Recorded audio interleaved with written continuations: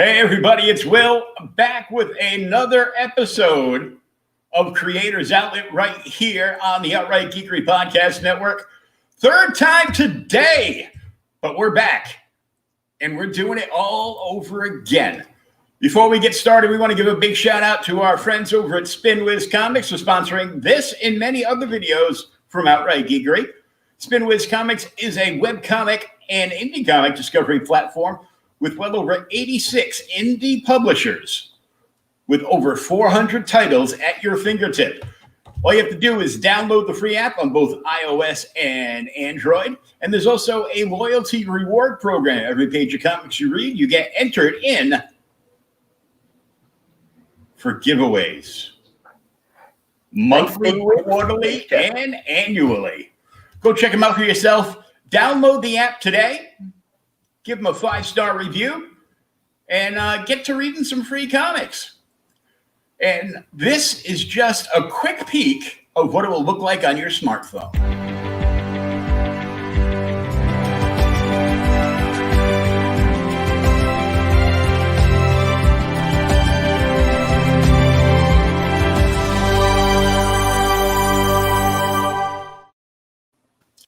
There we go, creator-owned comics. And our guest tonight has a Kickstarter that just finished and an Indiegogo that just set off. Welcome. Thanks, Will. And thanks, Jeff. Thanks, SpinWiz, for this opportunity. Really appreciate it. So why don't you tell us about your book and how you came up with the idea for it? Oh, that's not a problem. Look, so the link's currently in the comments. The book's name is Transhuman Rivka's Story.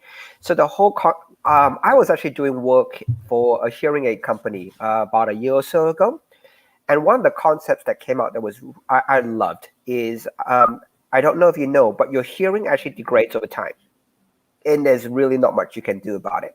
So there's actually a really, really fun test, a fun party game, if you will, if you've got like a family gathering with lots of people there, is you play a particular YouTube video. And what happens is the YouTube video will basically stretch and go through the different frequencies. And what you find is, and you have everybody put their hand up to start off with, and as they can't hear things, is to drop their hands down. And then towards the end of the video, you will only see basically the kids have all their hands up, all the adults have all their hands down. Because over time, it degrades. Same with your eyesight. So when I was working in this hearing aid company, and they were basically installing hearing, and what happens is, because hearing degrades slowly, it's not something most people notice straight away. So as soon as you put in a hearing aid to basically improve someone's hearing, one of the first few comments you always get is like, oh my God, I'm hearing things I have never heard before.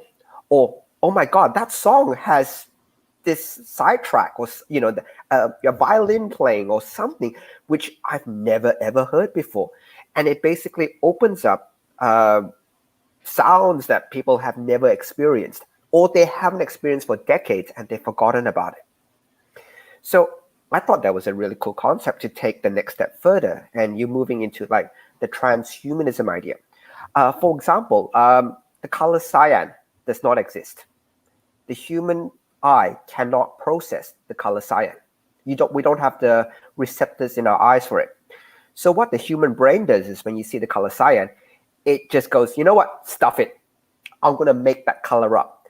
So basically, if we could swap the part of the brain which processes the optic signal, your cyan will be totally and utterly different to my cyan, because my brain's basically threw up a color that I perceive. Your brain will probably throw up a color that you perceive. It could be totally different. So the whole concept about it is, what happens if we actually get a proper sensor that will actually process that color properly? And then if you extend it further, what happens if you start stretching into ultraviolet light or infrared light, and you start stretching into areas which your eyes cannot process? And then you start thinking, man, you can start seeing and experiencing the world beyond human limitations. And that's the whole concept about transhumanism. It's basically the next step of human evolution. It's basically, if the body isn't constrained, what could you do? And I basically, from that original concept, I built the whole story around it. There is a short 1-minute video as part of the Indiegogo. Do you want to play it up? Yeah, sure. It's pretty short. It's only about a minute.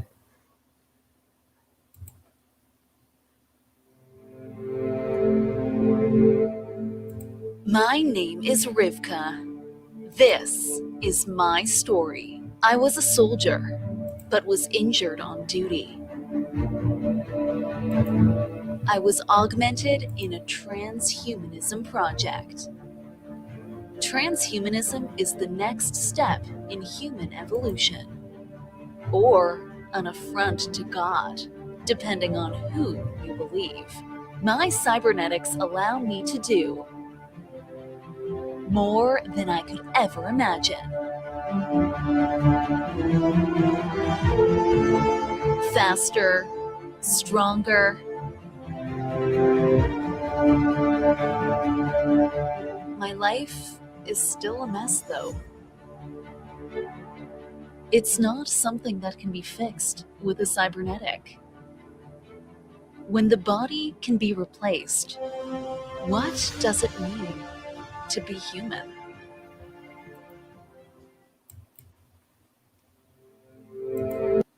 Oh, I always had that problem. that's okay.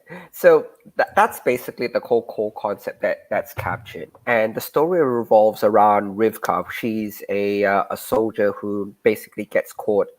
She basically loses an arm during as part of her role as a soldier, and she's been augmented. So she's got a new eye, a new ear, and a new hand. And so the whole concept would be is that although she's been augmented and she's more than human, as you will, her problems, her life is still very, very much human. Like she still has her ex-husband trying to divorce her for some reason, and you find that more in the story. You find she comes home just to a bottle of red every night because she has no one to talk to, and you still find that, you know what, doesn't really matter because what her humanity is very different to how she's been augmented to be.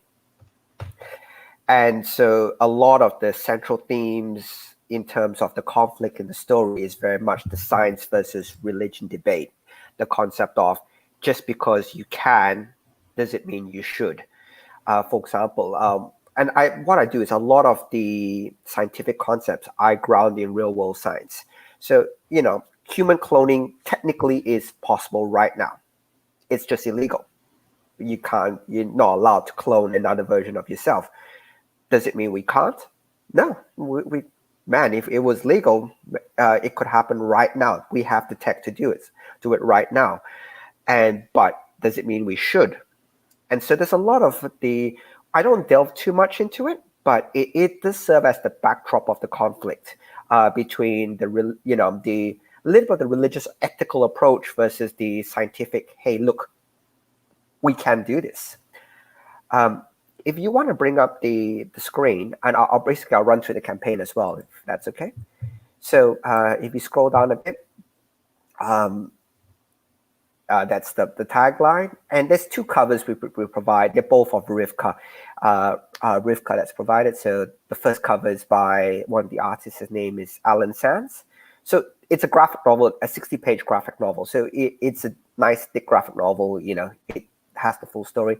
We do have one variant cover by Von Randall. Oh, I like that one. Yeah. So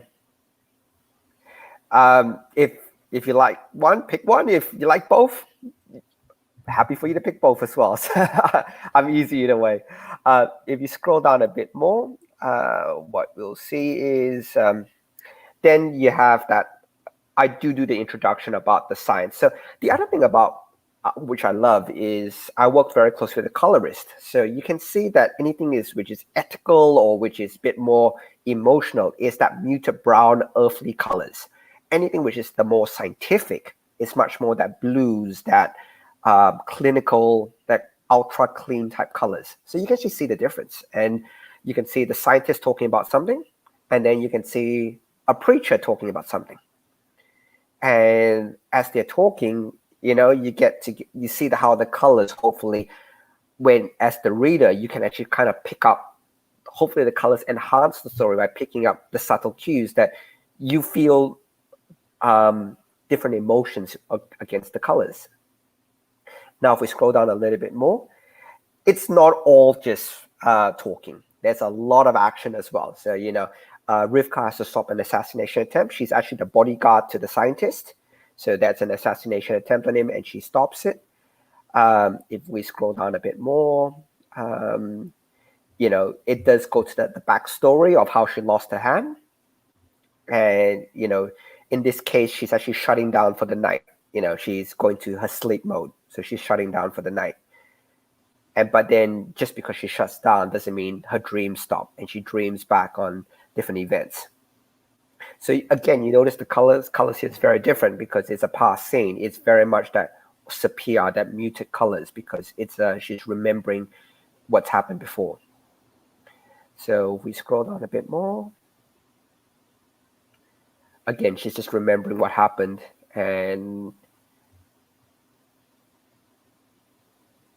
then the next page is basically she got caught in a small explosion, and then she jumps back into the future, and you can now see the direct contrast between the present scene versus the past scene, and she jumps back and she awakens. So there's a lot of action. So don't worry, it's not all theory. There's a lot of action, as well as you can see more action sequences here. And a bit of fun, she's crashing through a window because, hey, why not? And all these have now been colored, but at the time I launched, we were still working through it. I've got to make a confession. I'm a huge Ronda Rousey fan. If anybody here is a MMA or UFC type person. Mm-hmm.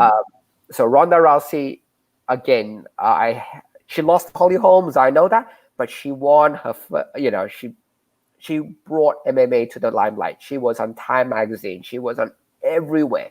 You wouldn't have heard about UFC or MMA if Ronda Rousey hadn't driven it as hard as she did. Oh, yeah. So a lot of the fight scenes I find is MMA is, for me, it's probably the closest you get to a real fight, because it's unlike, the old 80s Van Damme type movies where the guys pummel each other for a good 10 minutes. It doesn't work that way. If you get one good strike in, the guy is going down. One accurate strike at the right place, he's going down. He won't be standing up. And as well as, in most cases, because MMA doesn't have a referee separating you all the time, a lot of the fights then become takedowns. So you can kind of see here, this guy on the right-hand page is trying to do a single leg takedown. He takes down Rivka, and the first thing he tries to do is to move straight into the armbar. So a lot of the fight scenes, I had a lot of fun with the artists, because we were just talking about MMA fight scenes all the time. Going, oh, have you seen this video clip? Have you seen how they did this? But it makes it very real, because I like fight scenes where, you know what, it could happen that way. So, yeah, there's a lot more grappling than there is, high end, martial arts moves. Oh, look, you don't, because what happens with the martial arts move is you miss, you're gone. One miss and you're gone. And most cases, you don't have the space. And with the guy running straight at you, you don't have the space to do a proper roundhouse kick and stuff like that. So those really don't really exist too much in a real fight scene. If you scroll down a bit more, and this has now been completed, but there was a prologue page which had a bit of fun, basically because Rivka has a cybernetic hand. So rather than going around the wall, she kind of punches through the wall to hit the bad guy behind it. I've done that. So I stole that. I still remember it's a very famous RoboCop scene when he does that. When you had this the first RoboCop, where he basically RoboCop just rips through the wall and rips the Yeah, pulls the guy right through. I love it. And so it's a little bit of a RoboCop remembrance. In terms of what's available in terms of the Indiegogo, if we want to scroll down a bit more, is look, I offer a huge PDF pack. So, and a lot of really good other creators have jumped in to offer their PDFs as well. So the PDF pack is close to 200 pages of comics. It's a lot. If we scroll down a little bit more, you basically get access to both covers. Again, decide on one. If you can't pick one, pick both. Scroll down a bit more. Oh, sketch cards. Yeah. Not a sketch card, unfortunately. I couldn't get that. But I got a sketch done by an Italian artist, and basically I'm throwing that little card for a printed card for everybody. There's prints, A5 size prints, which are about the size of a postcard. Mm-hmm. And this is actually the fun one. So one of the artists on the project, he did the prologue, has basically done up a whole bunch of original artwork. So these are watercolored artworks, and there's only one of each available. And you can see he did a Batgirl. And if you like original artwork, I know a lot of people like sketches and stuff like that. This should be absolutely make people happy, because this is an opportunity to get some really beautiful original artwork, fully painted. So none of this is digital, fully painted. And one of the originals have sold already, so I think there's 5 left. So if you like which one sold? Scroll down. The original artwork for the sketch, the little card, that was the grayscale one. So that one sold, but all the rest are still available. Okay, because I was like, let me jump back up. I go, because I saw these on the side for like pledges, and I'm like, doing a sci-fi graphic novel, and I'm seeing, Batgirl level, Elektra level. I'm like, this is odd, and now it makes sense. So you get if you buy the original artwork, you still get the copy of the book, the prints, and all the rest of it. So you actually get the book to read. So I really want people to read the book first. But if you like original artwork, this is a really nice opportunity to get some really cool original artwork. I love original artwork. So my birthday is coming up, everybody out there. So, if you go on and back this and you get the original artwork, you could come and give it to me for my birthday. I'm sure Will would love that. I specifically like Power Girl. I don't know why. Oh, I think it's everybody loves Power Girl. Everybody. But yeah, so I can think of 2 reasons, but anyhow. Anyway, so that's really transhuman in a nutshell. Look, and I really hope, you know what, if you like it, if you want to ask any questions, chuck it in the comments, chuck it here. Will get in touch with me if there's something specific you want me to answer. But in terms of the book, I really would help you. My real aim to this would be try to get it as high as possible, because the more copies that are out there, I want to be able to fund volume 2 with the money from volume 1. So as probably a lot of you guys know, creating a comic book isn't cheap. And I am always at the stake is you pay the artist. You always do. You pay the talent. I never push for. And there's a lot of creators out there who will take advantage of things. I don't, and I always pay the talent, and I always make sure I have the money to pay the talent beforehand. So hopefully the Indiegogo will give me that little bit of extra that helps me fund volume 2 almost straight away. Because one of the things that stops is you need money to create these, and if you like the story, if you like the concept, it helps me to make more. And that's what I want to do. I just want to make more interesting stories. Okay, let's go over all the perks that people can get. The featured one is both covers and And the prints. So the prints, there's 2 prints and they come in a pack. So you buy it, you get both prints. Okay, I was confused with the A5. A5 is a size. It's about the size of a postcard. Oh, okay. So if you take I think in the US it's like foolscap size or something. If you fold foolscap to half or letter size into half, you get A5. Oh, okay. I'll just make the one comment. The rest of the world uses the A5, A3, A2, A1 standards. I think if you read through in the description, I also translate the inches as well, so that it gives you the opportunity to see the actual inch dimensions as well. I just don't remember off the top of my head. Yeah, we're still back in the 17th century with measurements and all that stuff. Oh, that's okay. If you scroll down a bit more, then you have the all the PDFs. Again, that's close to 200 pages of reading. Then you have the main cover. Then the trading card. Yep. The trading card. Trading cards given at almost all physical tiers, so you don't have to worry about that. Okay. Then you get the main cover and the 2 A5 prints. Then you get the variant cover, and then there's the fun one, which is basically the featured tier, which is both covers, the A5, the trading card, all the rest of it, and this original piece of artwork. So you can choose the Batgirl, the Electron, all the rest of it. Yeah, and that is cheap for original artwork. And it's gorgeous original artwork as well. It's color. It's not a quick convention sketch. You guys, if you take a look through it, there is time and effort put into that. Yeah, and I mean, of course, I like Power Girl for those 2 reasons, but I also like Psylocke came out fantastic. Yep. And, I might just have a thing for Olivia Munn too. So, but, Well, nothing wrong with that. I think they got I hated the movie. I'm really sorry for people who didn't like the movie. I hated the movie, but they got her costume right.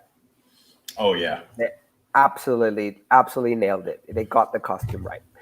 Movie-wise, costume-wise, perfect.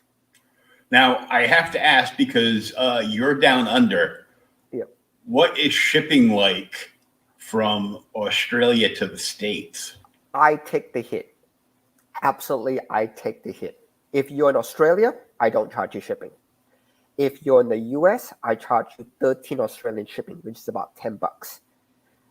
With the art tiers, it's a little bit more because I pack it in a bigger parcel. Mm-hmm. Because I just on one small comment again, with anybody buying original art, because they do come from the artist, the original arts and it's not me. Just want to put it out there. Original art never comes in perfect condition. It just doesn't, because that's how when the artist has to work on a page or whatever, it will get creases, and it's still frameable and it still looks absolutely gorgeous. But anybody who's ever commissioned original artwork, it's not mint. And for people who understand, who bought original artwork, you understand that. For people who haven't bought original artwork before, it's just the way it gets worked on.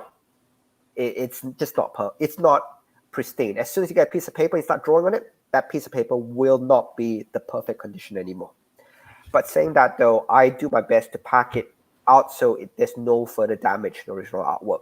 Saying that, though, if you frame all this, it looks absolutely gorgeous. And shipping for those are slightly more, but it's $10 and I ship it to US for you. I take the hit on the shipping, 100%. I'll be honest with you, I lose money in the shipping, but I prefer for people to read the work than for me to get turned off for shipping. Like, I know there's certain Kickstarters or Indiegogos who charge 20, 30 US for shipping, and it will turn people off. I do it for 13 Australian, which is $10. Yeah, that's cheap. And I know this because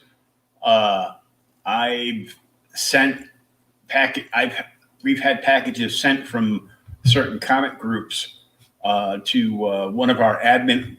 My friend Adam and I used to be admins in the same comic group. So if we did a deal with, one of the convention dealers that call themselves a store that do like the special covers just for them, and the trade dress and the Virgin variant, that whole thing. Don't get me started on that. all the admins would get a set for free for promoting them, for the whole month.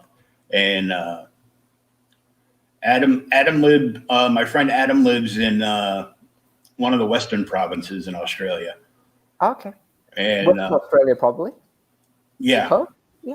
Yeah. And I remember one of the guys told me, goes, "Yep, Adam, I just shipped your stuff out. You should have it in a couple of weeks." And shipping was cheap. And he's like, "It was?" I'm like, "Nah, just kidding. It was like $45." And look, I take the hit on this. And one of the reasons I try to keep it as thin as possible, like I get the hit. But the whole point is, I don't mind, because if somebody reads it and enjoys it, that's more important to me. Yeah, it's more important to get the book into somebody's hands. So you'd rather have more people reading it to grow your audience. Oh, and I'm a creator. That's the little bit the narcissistic part of it is, why do you write? If you write just to hoard it, it's no point. You write to share, and you write to get it out there. That's why I don't want shipping to ever be a turn off for anybody. It's, hey, look, shipping is dirt cheap. Don't let if you like it, don't let shipping turn you off from not backing. Now, I'm looking at these. So I've had you on the podcast, 5 seconds, final countdown. I saw that all over your page and I got confused. I was like, that's not the name. Oh, I just saw a comment. Hey, Travis.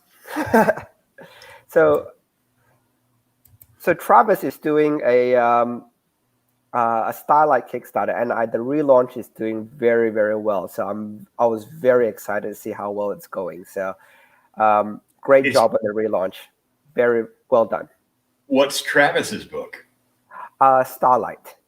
Starlight? So he's launching issue 2 of it, issue 2 of Starlight. So shout out if go on Kickstarter, look for Starlight. But what I found is that a lot of people actually do join these PDF packs. And if you're a creator as well, definitely reach out to other creators for PDF packs, because it lets you, for basically, it's digital. So it's just space in your hard disk, really. But it allows you to offer to your backers an opportunity to say, hey, look, you get a chance to read all this really, really good stuff out there. Some you might like, some you might not like. But if you like, for example, if you like Belial, I think the second one in the middle, that's running issue 2 right now as well. I know, so, Chuck was on the show the other night. Yeah. Oh, so that's Chuck and Sean's work. So again, it opens them up to say, hey guys, and similarly, I'm happy to share my PDFs out as well. So if anybody wants to build up their PDF pack, so that if when people put for their $5-10 for a PDF pack, I can really confidently say, man, you will get a lot of reading for that. I'm not just giving you 50 digital pages, man. I'm going to give you 200, 300 digital pages for you to have fun with. Now I'm looking at this book, and Kilrod Scars. I'm gonna. It's kangaroo, but killer instead of Killaroo. I'm sorry, my glasses must be dirty.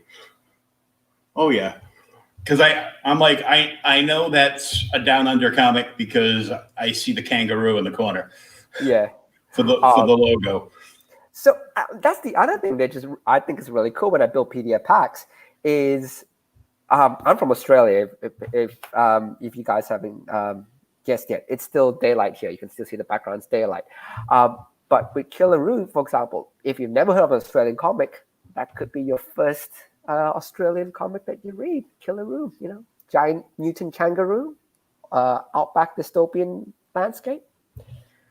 And if you like Killaroo, you can look it up. And I'm sure you can find, there's a lot of Killaroo out there, but it also serves with PDF packs as a really good introduction to different series as well. So That's what I really want to do, is to basically, when you do a PDF pack, it's not that just the reader gets all the stuff. The reader can now explore, hey, look, there's so much stuff that's out there. Yeah. I like this. I You want can to dig explore further. different creators and styles. Ryland did that with his new Kickstarter. Because he's big in the business, and he had a whole bunch of friends donate PDFs to his campaign, and his first stretch goal that got opened up made it so everybody that is a physical backer is going to get like this huge